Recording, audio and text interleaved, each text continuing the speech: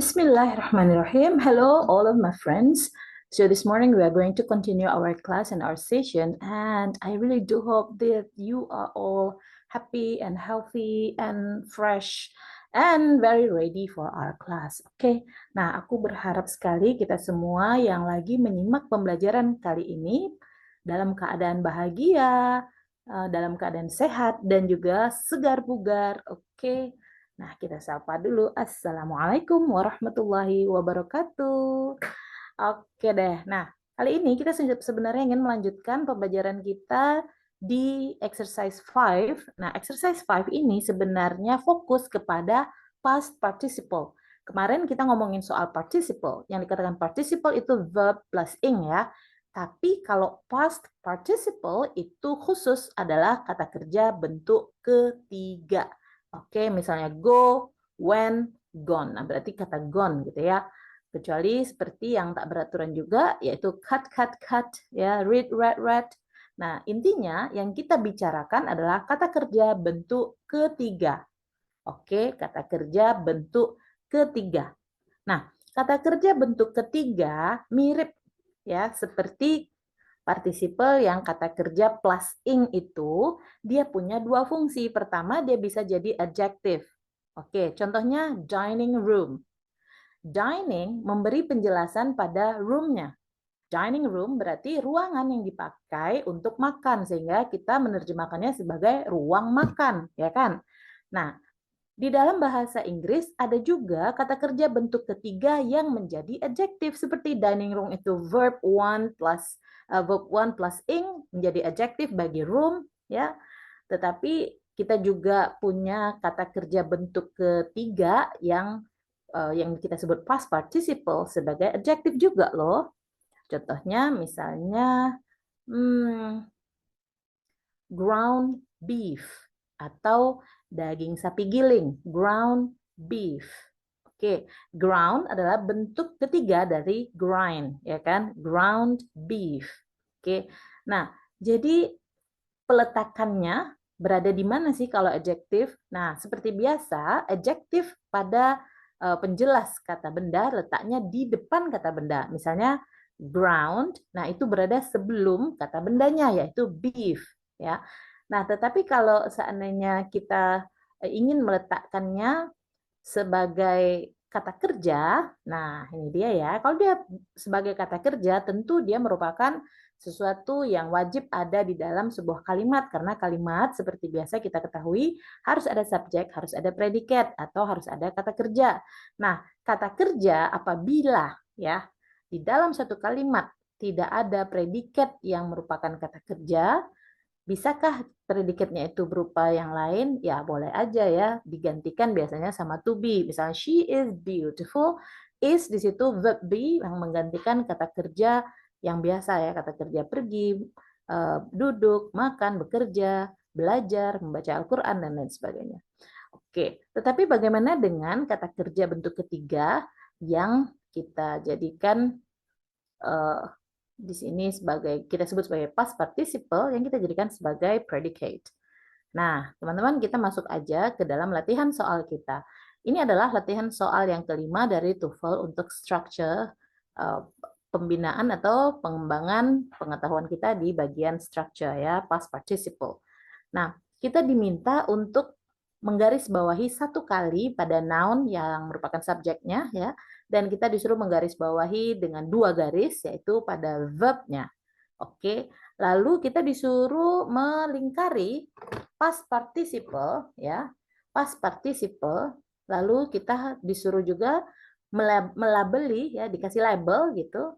Apakah past participle-nya di sini merupakan verb ya, atau past participle-nya di sini sebagai adjective.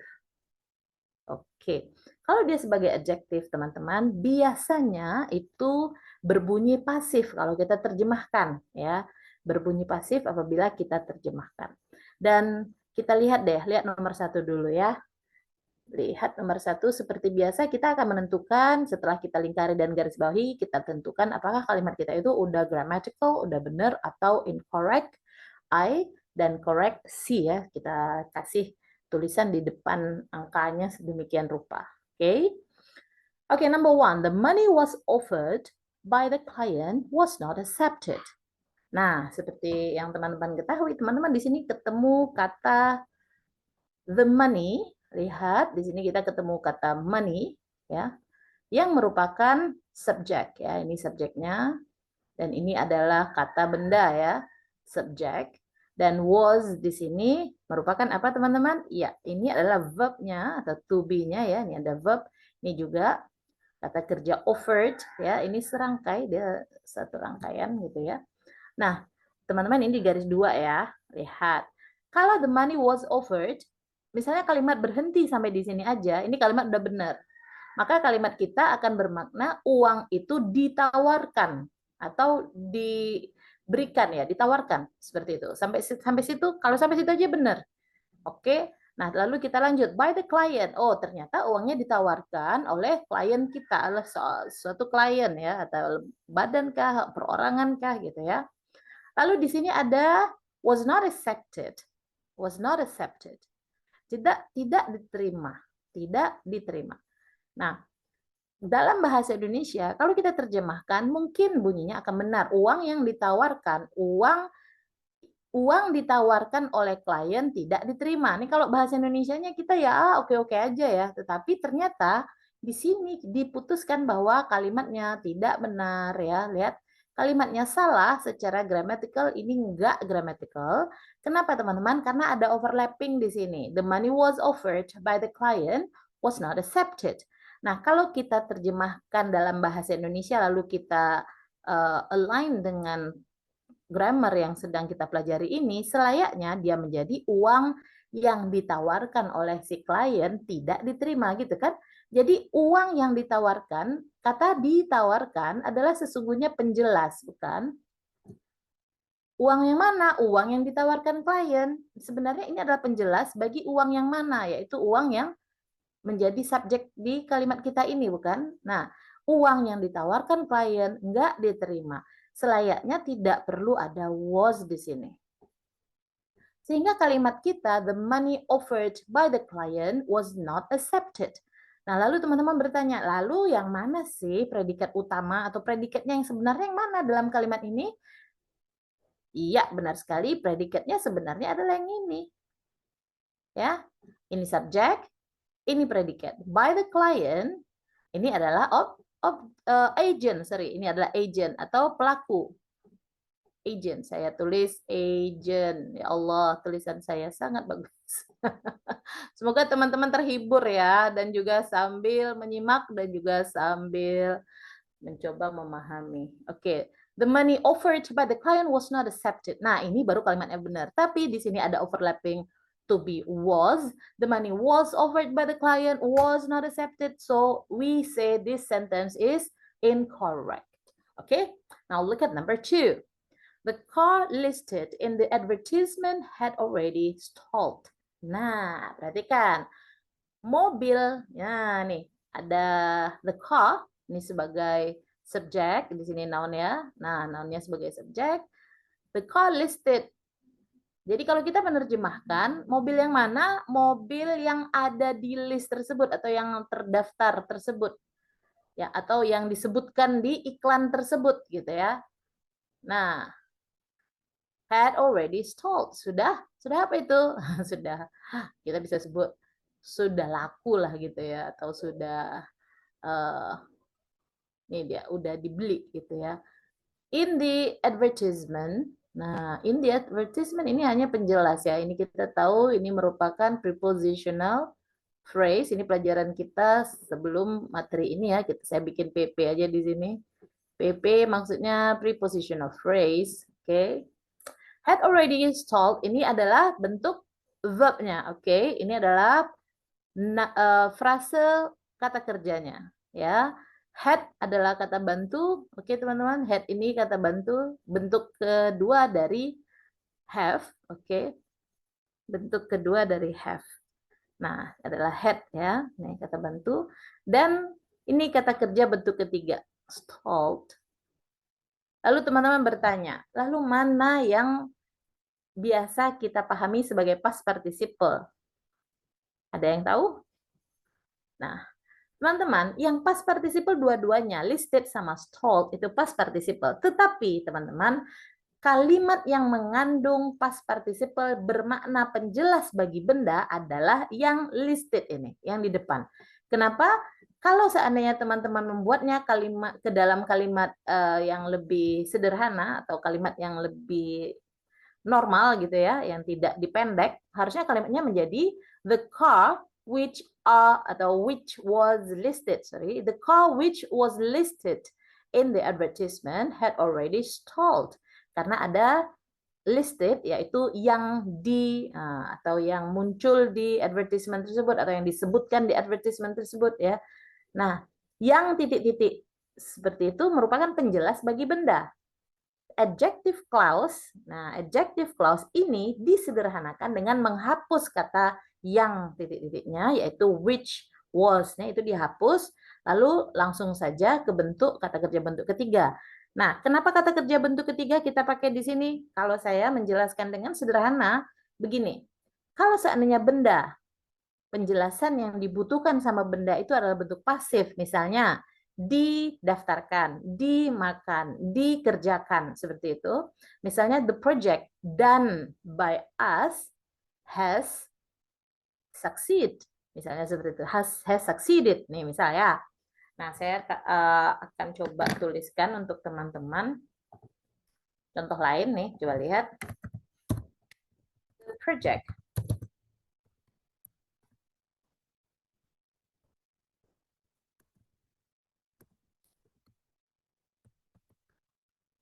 ini misalnya. The project done by us has succeeded. Ini misal, teman-teman. Nah, teman-teman mungkin bertanya, kenapa langsung done? Dan ini sebenarnya adalah past participle untuk menjelaskan pekerjaan yang dikerjakan oleh kita. Jadi, kalau mau sederhananya penjelasannya adalah kata benda apabila dijelaskan oleh suatu penjelas yang merupakan pasif, dikerjakan, dimakan, dibeli, dirapikan, diciptakan, dilukis, dicat misalnya gitu ya, atau diajarkan. Nah, semua yang sifatnya pasif, teman-teman tinggal taruh saja past participle. Oke. Nah, lawannya adalah present participle yang udah kita pelajari kemarin, ya. Contoh, misalnya the team doing the project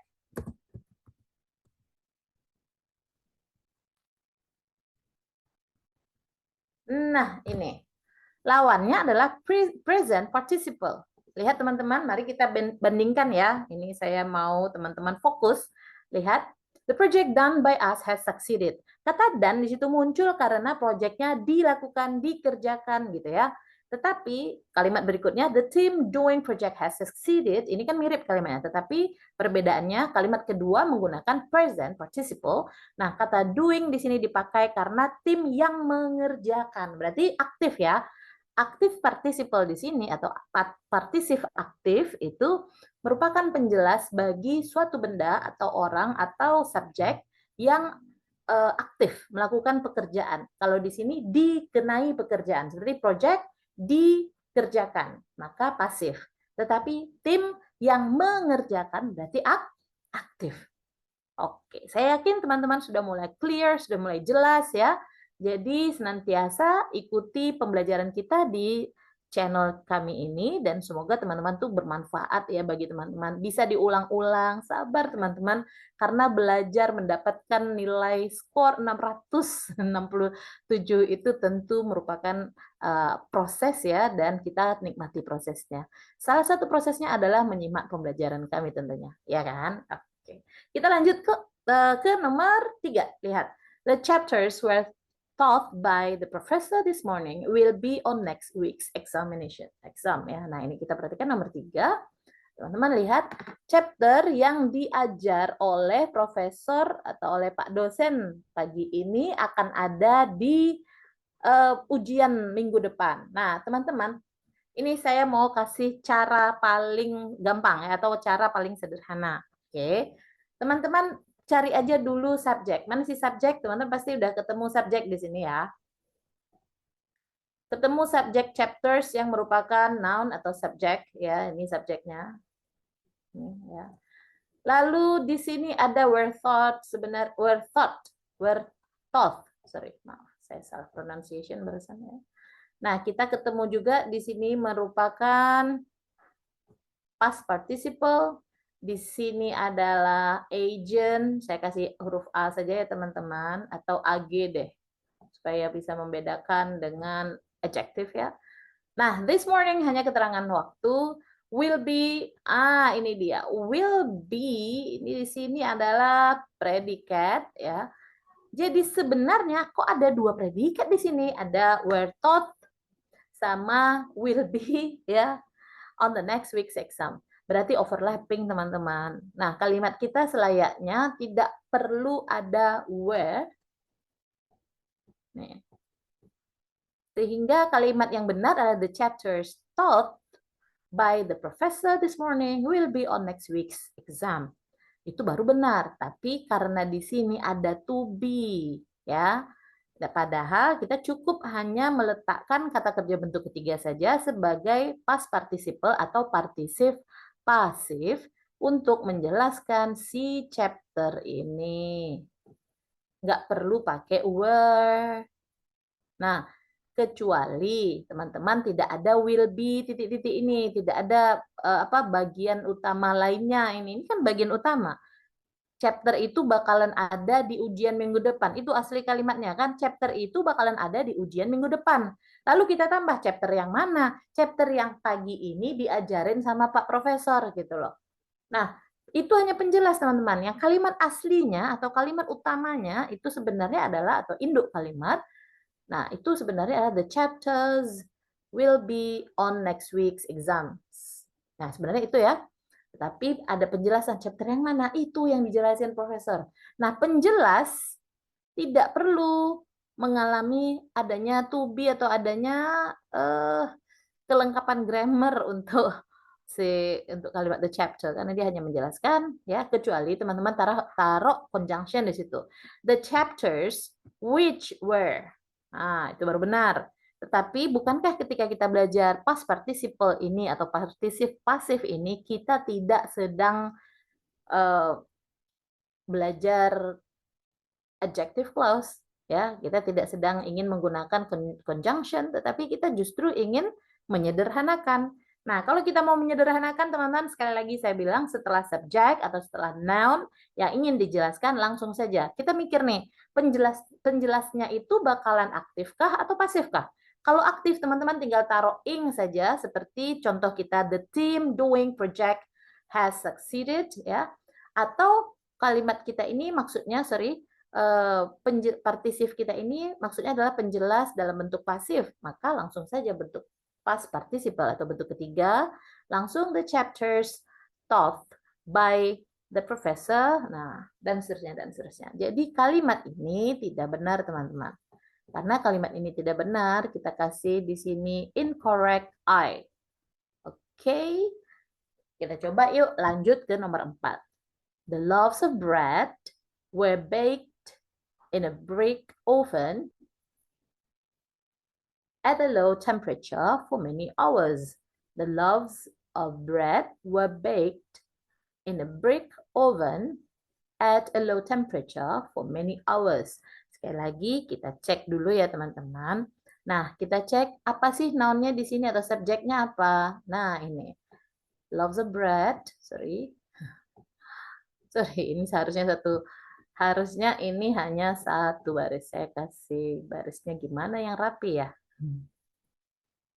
Oke, ini aja. Bismillah. Oke, satu baris karena ini subjek ya teman-teman. Nah, were baked. Nah, lihat teman-teman, ini apa ini? Ini adalah predikatnya berupa kata kerja bentuk ketiga dan sebelumnya ada to be bentuk kedua ya. Ini menyatakan kalimatnya berarti pasif subjek, lalu kata kerja bentuk ketiga diantaranya ada to be atau be verb 3, itu berarti kalimatnya pasif ya teman-teman. Ini adalah predikat atau verbnya ya. Nah, in a brick oven at a low temperature for many hours. Kalimat ini benar, nggak ada masalah. Di sini ada kalimat pasif saja, tidak ada kalimat yang disederhanakan ya seperti di atas, tidak ya. Ini kalimatnya benar. oke, tidak ada masalah, semuanya oke. Baik, kita coba lihat di kalimat, ups, nggak bisa digeser ternyata teman-teman. Kita coba lihat di kalimat nomor 6. Kita sampai kalimat nomor 7 aja deh ya, supaya gampang kita belajarnya ya. Supaya nggak susah narik-nariknya ini.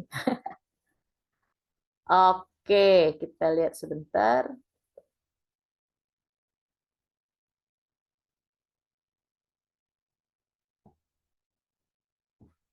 Iya.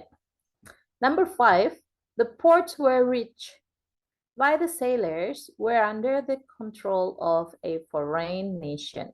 Nah, lihat teman-teman, apakah teman-teman bisa mendeteksi ada overlapping di sini? Iya, benar sekali. Tapi sebelumnya, ayo kita perhatikan dengan hati-hati ya teman-teman ya, supaya kita makin paham dan gampang melihat soal dan menganalisa kalimatnya ya. The ports, ya itu ports ya, dermaga-dermaga ya. Ini adalah subjeknya teman-teman. Were rich. Kalau sampai sini aja, ini kita tahu bahwa kalimat kita pasif seperti kalimat nomor 4. By the sailors adalah agent, teman-teman. Pelakunya ya. Nah, tapi di sini kok ada pula? Nah, ini dia. Ternyata ada predikat lain, teman-teman. Yaitu were under the control of a foreign nation. Nah, perhatikan. Ada were dan were. Di sini kita ketemu verb ya, di sini verb sebenarnya. Ya. Tetapi teman-teman, nih ini juga kita ketemu past participle seperti ini. Ini juga past participle ya, tapi kalimatnya berbeda apa? Yang di sini ada overlapping. Selayaknya kita cukup setelah benda langsung kata kerja bentuk ketiga saja kalau kita ingin menyatakan makna dermaga yang dicapai, yang disamperin, yang didatangin ya oleh para pelayar gitu. Nah, dermaga yang mana ya yang didatangin, yang disamperin sama para nelayan itu ada di bawah kontrol dari negara asing. Nah, teman-teman, perhatikan, we've got to be extra careful here that actually it is overlapping. We got where here and where there, but somehow it can be correct, but it is not in this sentence. Nah, di dalam kalimat ini dia nggak benar, teman-teman. Sesungguhnya kita hanya perlu the ports reached by the sailors were under the control of a foreign nation. Sehingga kalimat nomor 5 tidak benar atau incorrect.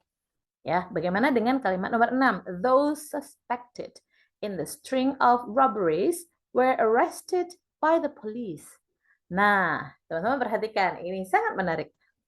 Orang-orang atau mereka yang diduga, nah berarti subjeknya those. Suspected adalah apa? Partisip pasif atau past participle yang maknanya pasif di sini ya, teman-teman. Ya, ini boleh kita lingkari. Nah, dan dia adalah verb, dia merupakan adjective, maaf, adjective. Orang-orang yang diduga, orang-orang yang dituduh in the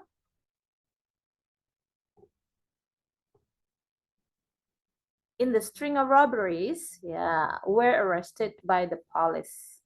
Kita juga ketemu di sini bentuk past participle lainnya, tetapi dia merupakan verb saja ya, atau di sini dia merupakan predikat utama dari kalimat kita. Nah, menurut teman-teman apakah kalimat kita ini sudah benar? Yes, it is already right. Those suspected in the string of robberies were arrested by the police. Benar sekali. Kalimat kita sudah benar dan this is correct. Okay, that's it for this chapter. We are going to continue. And inshallah, I'm going to explain the past participle and present participle in detail in different video. And I do hope that you pay attention.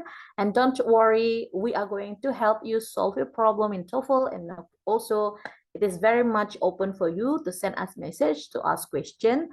And we are going to put our number in this caption of this video.